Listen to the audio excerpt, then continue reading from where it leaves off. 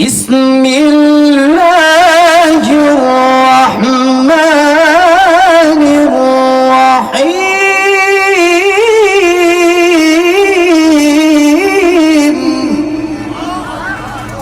ধর্মের কথা বলতে চেয়ে আমি আপনাদেরকে একটুখানি শোনাবো। আমিও 5 ওয়াক্ত নামাজ পড়ি, সব সময় কোরআন শরীফ পড়ার চেষ্টা করি, এবং আমার সঙ্গে যিনি পড়ছেন উনি যদি একটু আমার সঙ্গে পড়ে তাহলে খুব ভালো হবে।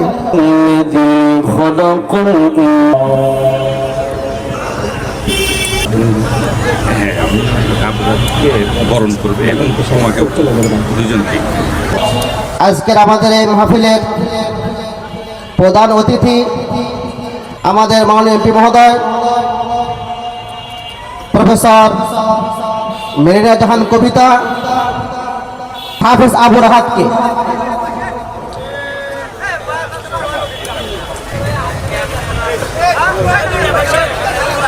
আবু রাহাত সম্বন্ধে সংক্ষিপ্ত আকারে কিছু কথা বলবেন। আমাকে এখানে আমন্ত্রণ জানানোয় আমি সকলকে ধন্যবাদ জানাচ্ছি, আন্তরিক কৃতজ্ঞতা জানাচ্ছি। আমাদের শাহজাদপুরের গৌরব সারা বাংলাদেশে ছড়িয়ে পড়ুক। এখানে একটি খুব সুন্দর আয়োজনে আমি এসেছি। আর আমাদের মনে রাখতে হবে পৃথিবীতে সকল ধর্মের উৎপত্তি হয়েছে মানুষের কল্যাণের জন্য। ধর্মের কথা বলতে চেয়ে আমি আপনাদেরকে একটুখানি শোনাবো। আমিও 5 ওয়াক্ত নামাজ পড়ি, সব সময় কোরআন শরীফ পড়ার চেষ্টা করি, এবং আমার সঙ্গে যিনি পড়ছেন উনি যদি একটু আমার সঙ্গে পড়ে তাহলে খুব ভালো হবে। আল্লাহু লা ইলাহা ইল্লাহু, যদি বলে লা, আল্লাহু লা ইলাহা ইল্লাহু আল হাইয়ুল কাইয়ুম লা তাখুযুহু সিনাতু ওয়ালা নাওম লাহু মা ফিস সামাওয়াতি ওয়া মা ফিল আরদি মান জাল্লাযী ইয়াশফাউ ইনদাহু ইল্লা বিইজনিহি ইয়ালামু মা বাইনা আইদিহিম ওয়া মা খালফাহুম ওয়া লা ইউহিতুনা বিশাইইন মিন ইলমিহি ইল্লা বিমা সাআ ওয়াসিআ কুরসিয়ুহু সামাওয়াতি ওয়াল আরদা ওয়া লা ইয়াউদুহু হিফযুহুমা ওয়া হুয়াল আলিয়্যুল আযীম। আমরা যারা বাইরে আসছি, দাঁড়িয়ে আসি, ভাই দাঁড়িয়ে না থেকে আমরা বসে পড়ি। আমাদের মাহফিলের সৌন্দর্য বিঘ্নিত হচ্ছে। সবাই বসেন। অনেক সময় চলে গেছে। আসলে আজকে প্রধান অতিথি এসেছিলেন প্রায় এখন 10:45 বাজে। কারি সাইদুল ইসলাম আজাদ সাহেব হয়তো 10টায় স্টেজে উঠবেন এরকম একটা কথা ছিল। তো যেহেতু শিডিউলে একটা লড়চড় হয়ে গেছে, আমি 10:15 পর্যন্ত মাত্র আধা ঘন্টা আলোচনা করব, এরপর স্টেজ থেকে নেমে যাব।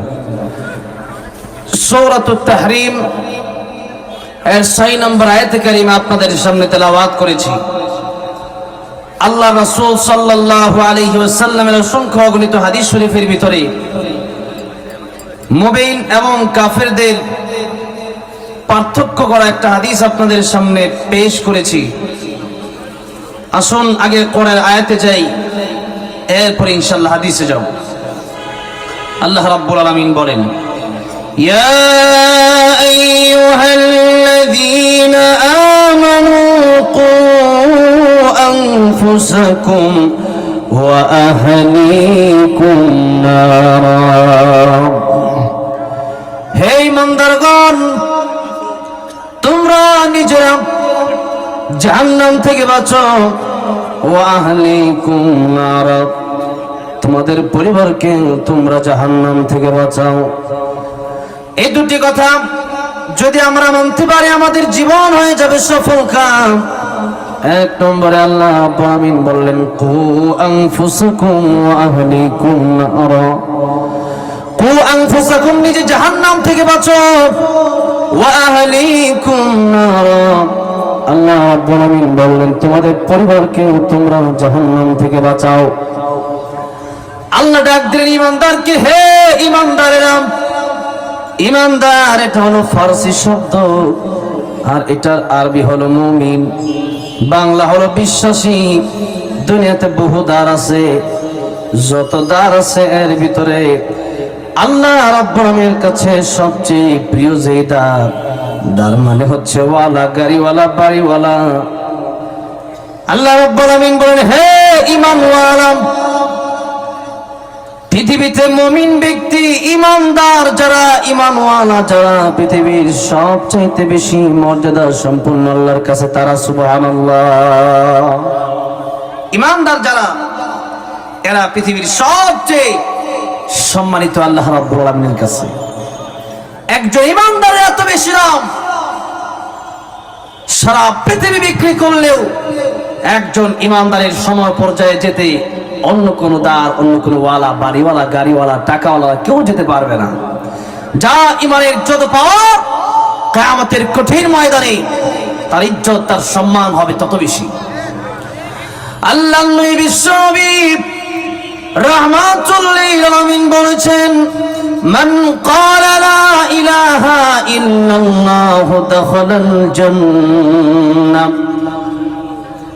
যে ব্যক্তি কেবলমাত্র ঈমানের সাথে আল্লাহকে বিশ্বাস করে, রাসূলকে বিশ্বাস করে, মা কানা মুহাম্মাদুন আবা আহাদিম মির রিজালিকুম ওয়ালাকিন রাসূলুল্লাহ ওয়া খাতামান নবিয়্যিন। আল্লাহর নবী শেষ নবী, আল্লাহর নবী শ্রেষ্ঠ নবী। আল্লাহর নবীকে শ্রেষ্ঠ নবী বিশ্বাস করে, কোরআন বিশ্বাস করে, আসমানের সমস্ত কিতাব সমূহকে বিশ্বাস করে, সমস্ত ফেরেশতাকে বিশ্বাস করে, জান্নাত জাহান্নাম কিয়ামতের কঠিন ময়দানকে বিশ্বাস করে, যারা লা ইলাহা ইল্লাল্লাহ পড়বে, আল্লাহর নবী বিশ্ব নবী রাহমাতুল লিল আলামিন বলেন, উম্মতেরা রে, তাদেরকে আল্লাহ রাব্বুল আমিন এত বড় একটা জান্নাত দান করবেন, 10 এই দুনিয়ার চাইতে 10 গুণ বড় একটা জান্নাত আল্লাহ রাব্বুল আমিন তাদেরকে দান করবেন। শুধুমাত্র ঈমানদার যারা হতে পারবে। আল্লাহর নবী বললেন, মান ক্বালা লা ইলাহা ইল্লাল্লাহ দাখালাল জান্নাহ। লা ইলাহা ইল্লাল্লাহ পড়ার জান্নাতে যাও। আল্লাহ রাব্বুল আমিন কোরআনের ভিতরে আরেকটা কথা এর সাথে যোগ করেছেন, ইন্নাল্লাযীনা আমানু ওয়া আমিলুস সালিহাতি كانت لهم جنات الفردوس نزلا خالدين فيها لا يبغون عنها حولا। আল্লাহ রাব্বুল আমিন বলেন, একে তো হচ্ছে ঈমান, আরেক হচ্ছে নেক আমল। এই দুটি জিনিস, মান আমিলা সালিহাম মিন যাকারিন আও উনসা ওয়া হুয়া মুমিন ফালানুহয়িন্নাহু হায়াতান তাইয়্যিবা ওয়ালানাজজিয়ান্নাহুম আজরাহুম বিআহসানি মা কানু ইয়ামালুন। আল্লাহ বলেন, নেক আমল যদি তোমরা করতে পারো, চাই পুরুষ হোক চাই নারী হোক, নেক আমল করার সময় সব দেওয়ার বেলায় আমি আল্লাহ সমান সমান করে তোমাদেরকে দেব। তবে শর্ত হলো ওয়া হুয়া মুমিন, আপনি ঈমান এনে ইসলামের ভিতরে ঢুকলেন, কিন্তু ইয়া আইয়ুহাল্লাযীনা আমানু খুলু ফিস সিলমি কাফা, ইসলামে আল্লাহ বলেন পরিপূর্ণ, অর্ধেক না পরিপূর্ণ, পরিপূর্ণ ঢুকতে হবে। আল্লাহ বলেন পরিপূর্ণ ইসলামে ঢুকো। নবী বলেন, ঈমান যার থাকবে সে ব্যক্তির ঈমানের এত পাওয়ার হবে, সারা জীবন জাহান্নামে চললেও একদিন না একদিন মহান আল্লাহ রাব্বুল আমিন তাকে জান্নাতের মেহমান বানাবেন।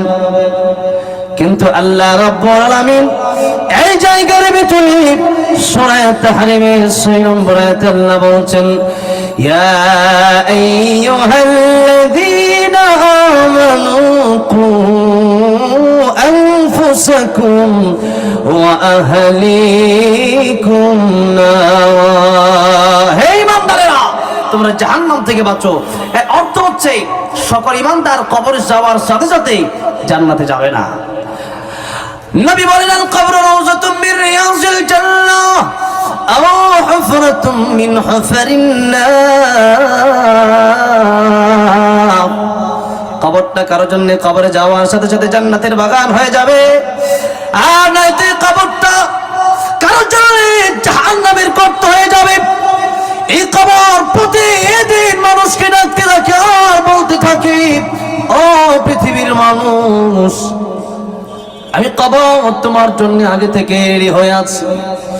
কবর তো আমরা যদিও জানি না আমাদের কবর কোথায় হবে, আল্লাহ রাব্বুল আলামিন ঠিকই জানেন। যেই মাত্র মায়ের গর্ভে আমরা এসেছি তখন ফেরেশতা আল্লাহ রাব্বুল আলামিনের কাছে জিজ্ঞাসা করে, আল্লাহ তাআলা এই যে মায়ের গর্ভে হাত পা দেহটা বানানোর জন্য আপনারা আমাকে অর্ডার দিলেন, এই দেহটা যে বানাবো হাত কি ঠিকভাবে দেব, পা কি ঠিকভাবে দেব, নাকি হাতের ভিতরে 6টা আঙ্গুল দেব, চোখ কি সোজা করে দেব নাকি চোখ বেঁকা করে দেব? অনেকের চোখ টেরা থাকে না, টেরা থাকে। অনেকের হাতে দেখবেন আঙ্গুল থাকে 6টা। যেরকম ঠিক না বেঠিক? কাতারে যে বিশ্বকাপ খেলায় তেলাওয়াত করছে গনিম আল মাফতু, দেখছেন তো 2টা পাও নাই, ঠিক না? কি সুন্দর কোরআন তেলাওয়াত করে।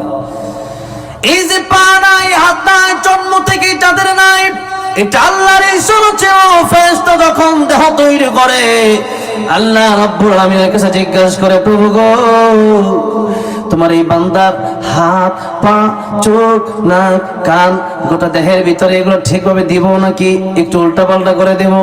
আল্লাহ ডাক দেব, ফেরেশতা এখন আমি আল্লাহর কাছে জিজ্ঞাসা করার কোনো প্রয়োজন নাই।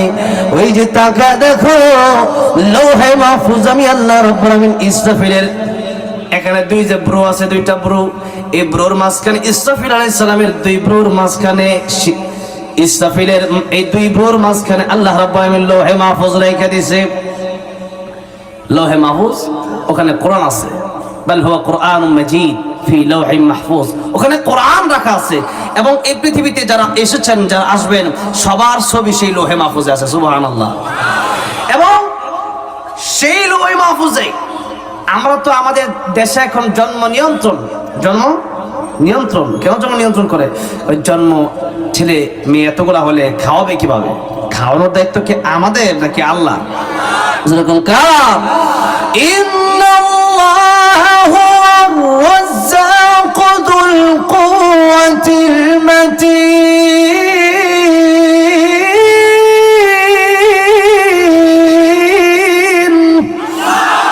রিজিকের মালিক আল্লাহ, এটা বিশ্বাস। যখন মক্তবে পড়ছেন তখনই কিন্তু শেখানো হয়েছে তাকদীরু বিখাইরিহি ওয়া শাররিহি মিনাল্লাহি তাআলা, ভালো মন্দ যা কিছু হয় কার পক্ষ থেকে হয়? কার পক্ষ থেকে? স্টেজে যা কিছু হইতেছে এগুলা কার পক্ষ থেকে হইছে? আল্লাহর পক্ষ থেকেই হইছে। মাঝে মধ্যে শয়তানও ধোঁকা দেয়।